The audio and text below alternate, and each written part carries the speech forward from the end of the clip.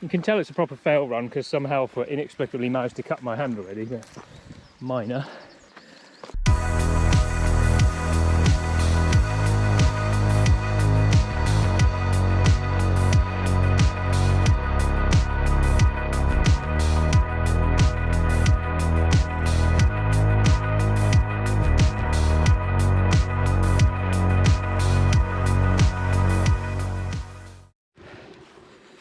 Morning, welcome back to Trail Mix. Top marks if you can recognise where I am right now, because I've never been on this path, although I've been many round it. I'm climbing up Jaggers Clough. So today I am on a fairly long training route and not going to be a particularly easy one either. I'm doing a modified version of what's called the Kinder Killer, which is 8 ascents of the Kinder Plateau. I cut a bit out at the start. From Edale I went up Ringing Roger rather than Grinsbrook. Whoa! Oh, there he goes. Had to happen eventually in the mud. Astonishing contrast from 2 weeks ago when, oh, this is narrow, when I was running around here in 6 inches of snow. It's so dry. I don't think it's rained a single drop since then, and the peat bog at the top is just utterly transformed, and yeah, vastly different. Therefore, I'm pleased to say I finally got the speed goats out for the first time this year, which makes me very, very happy, as they were one of my favourite pairs of shoes. Okay, I think we're approaching the top now. I think I did say there was a bit of a scramble. You can see it gets a bit steep, so put the camera away, I think, and concentrate. Bit sunny back that way, but that's where I've come from. Just getting narrower and a bit steeper as we go up, unsurprisingly. So might be a bit windy at the top, so we'll see when the wind's next low enough to talk to you. It's a bit of a funny day weather-wise. Pretty cold start. Wow, look at this. That is mossy. Don't see that so much. Not a lot of water going on. I don't need any yet, but I think I'm gonna make sure I do get some before I need it, because streams are not got a lot of flow in them today, that's for sure. On the other hand, not sure I want to be coming up here if they did. It's not very easy ground to traverse up the sides and could be a bit slippery. So here I am up on the top. Pretty glorious. That last bit was quite a scramble, and as predicted, it's a lot windier up here, and all that sweat on my neck froze. It's pretty cold actually. Gloves haven't quite gone back on, but the hat definitely has. So just looking down there in Snake Valley, I guess. It's kind of down towards Ladybower, and then you got the edge. I never remember which edge is which. One of the edges up there, and then right over there you can see towards I've forgotten the name. Bleaklow, that's what I meant to say. Bleaklow. And we are now on the corner. There you go, you can see the Snake Road there, and crawling up the pass where I was a couple of weeks ago there in the Snake Woods. So we're on the back corner of Kinder, but we're not actually going to go around the edge. We're actually going to go down here along to a farm, and then back up, and then down again to the Snake Woods, and then back up again. So it's going to take a while, but it's a nice day, and should be quite sheltered on this side of the Kinder Plateau because the wind's coming from behind me at the moment. Just see Wen Hill there poking up at the top there, and then all the edges beyond, Stanage, Burbage and so on.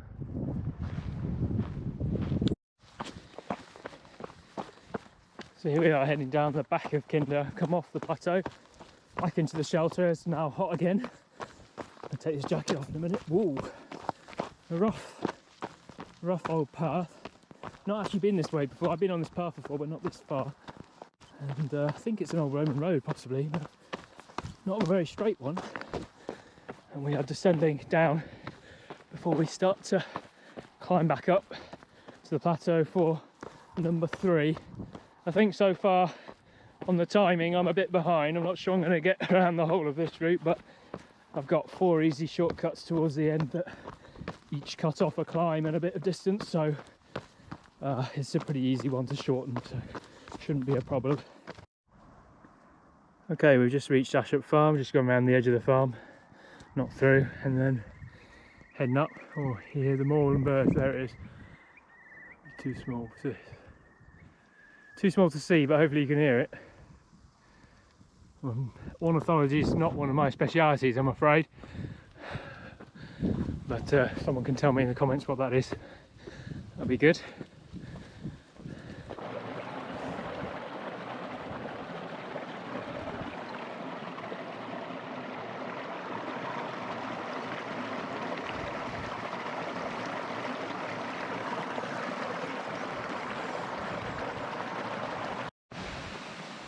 So here we are on ascent number 3, climbing up next to this lovely brook. A few little waterfalls, even a plunge pool back there, but I didn't stop for a dip. I just stopped back there to fill up my bottle from the stream, and now we're climbing up there to back up onto the top of Kinder. You can just see the rocks sticking up at the top. Just climbing above a little waterfall here. Path scoots around the side, that's quite nice. Another little plunge pool here, very nice for a summer dip. I'm getting closer to the top. I could see the silhouette of someone on the ridge line, so I'm getting there, but I think it's going to get steep in a minute.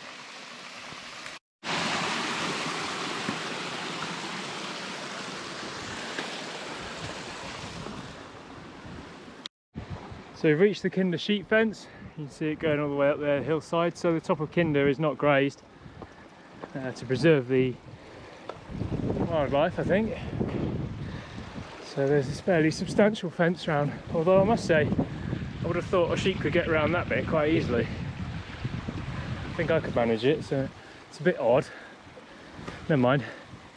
So we're inside the Kinder Reserve now.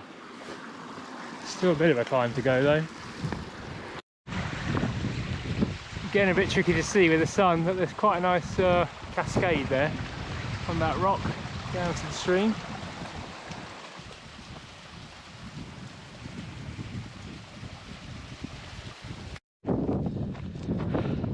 So here we are, made it, top of climb 3, back up on the edge of the Kinder Plateau. I haven't quite got my breath back yet. The last bit was pretty scrambly steep up the stream there, but it's kind of good fun.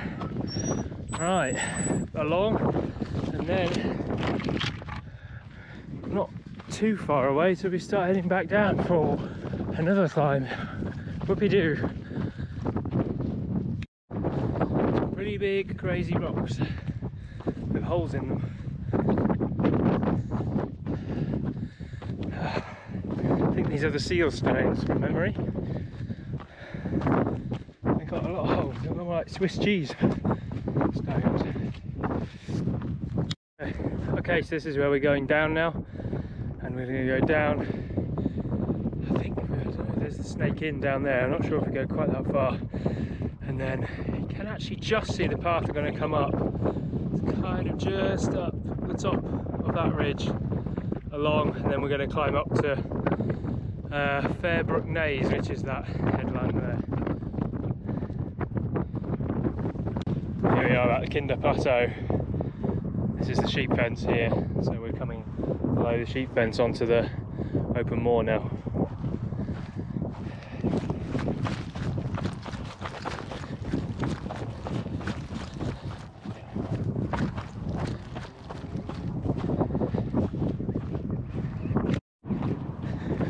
Here we are approaching the bottom again. Actually a very good path here, this one. I'll make a note of that for going up, but been quite a good nice descent and not actually taken very long at all. And you can see we're down nearly to the Snake Inn. Forgot to say on the last descent I actually saw a lizard.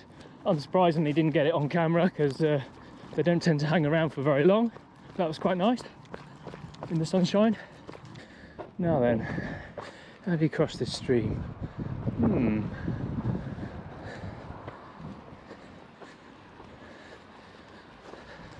This looks good. I think I'll put the camera away before I make an idiot of myself. You'll be pleased to know I made it across the stream alive, and that's the way I came down last time. I have to say, the path looks very inviting there, but it does get a bit trickier further up, but the valley looks nice with the peaks there. We're going to head up here on this not very obvious path, and then up onto the Naze itself over there. Okay, so just about to lose sight of the valley down there, and we're kind of on this, climbed up to this broad plateau, and then the Naze itself, the steep climb is ahead of us, and you can see the stream there. You probably see now why I didn't fancy that way. It gets rather rocky and steep at the end, but it's alright. But I've already done one of those today. Nice to have something a bit different. And then you can just see the top of Snake Woods over there, sorry, Bleak Low in the background, and down in that valley is the Snake Path where I was a couple of weeks ago, and put some video on now of what that looked like at the time. Rather different to today, but anyway, right, nice bit of running here. So dry. I mean, you're used to this being horrendous. You can see how boggy this would be if it was wet. Same on the top, it's really dry. Makes life so much easier than when I've been up here in the past and you're nearly being swallowed by the bog monsters, but they seem to have gone on holiday. So okay, all right, start the climb, ascent number 4, and we're not doing very well on time, so there might be one more after this, but not too many more than that, I'm afraid. Never mind. So here we are, we've ascended the Naze. You see the path we came up there. You can just see over towards Mill Hill where we're heading over into Manchester, and hills beyond. You can see a long way from up here. We're not quite at the top, but I think it's going to be very windy up there. There's a nice stack there. So I thought I'd film here, and then this is the last little bit of the climb. That one reminds me of a dolphin, I don't know why.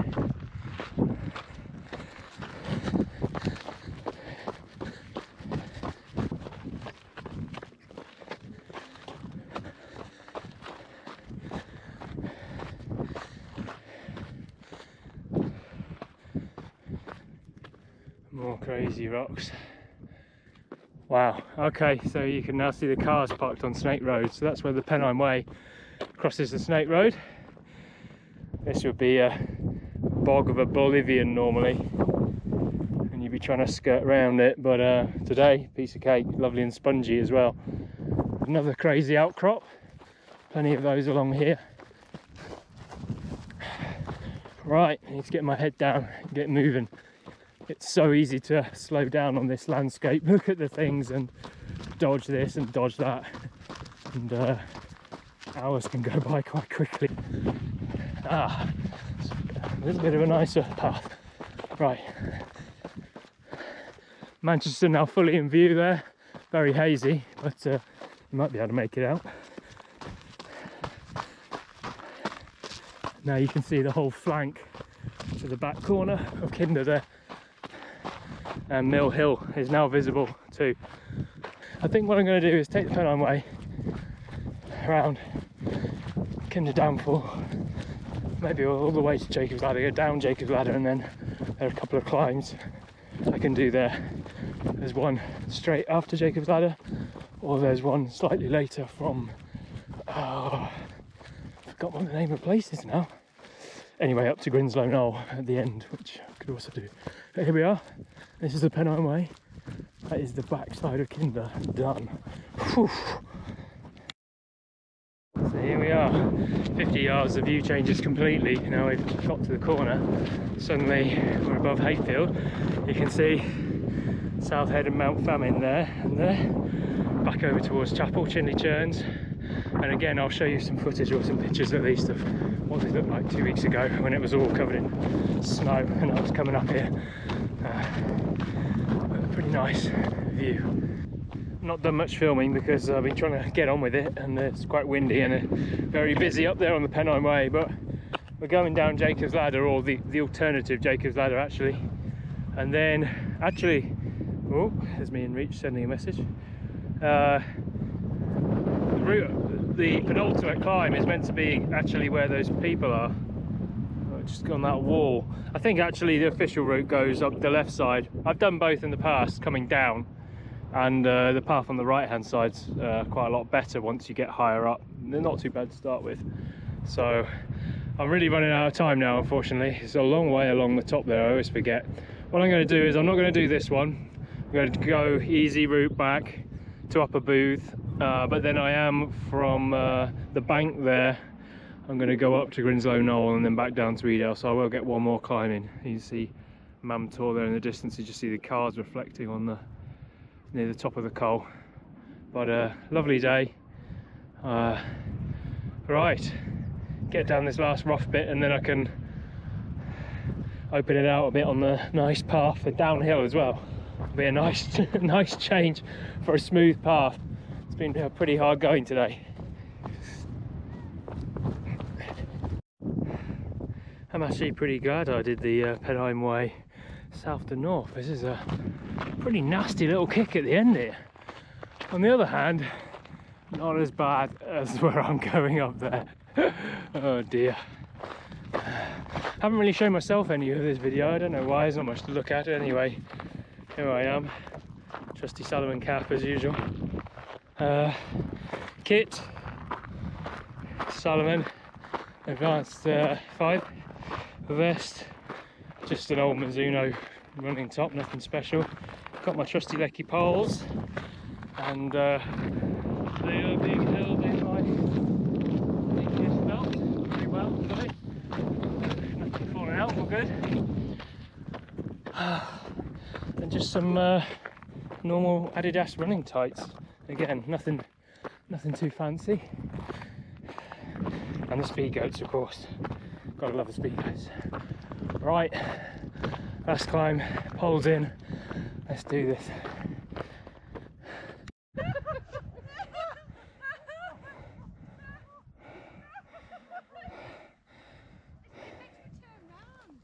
I think it shows you how steep this hill is. You look sideways. That's the gradient we're climbing. Nearly at the top of the steep bit though. When you can't see over, that means it must get less steep, right? But we've climbed a long way in probably only 10 minutes really. Anyway, nice view of the valley. And here we are. Well, not at the top, there's still Grinslow Knoll there, but that's the end of the steep bit. You can see the path dropping off there. Now we're onto the ridge. So I cut the corner, didn't go all the way up to Grinslow Knoll, took a new path and then rejoined the main path down from Grinslow Knoll, which I know well. Done hill training on this hill. And now you can see Ringing Roger where we went up this morning. Heading back down to Edale, but nice look of the Grinsbrook Valley over there and the top of Kinder. One last time. Right, it's a bit rough and steep down here, but we're nearly down. And then a nice field, nice fast field back to Edale. See you in Edale. So, back in Edale. How are you doing? Good. Good. Back in Edale. I did 5 of the 8 climbs, plus a half one I added in through my own freestyling, shall we say. So 2,062 ascent. And it's going to be about just on 6:55 probably by the time we get back to the car park. And I've done 38k.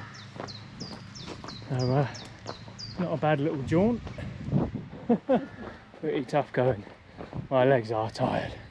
But anyway, what a lovely day. Fantastic. Right, until next time.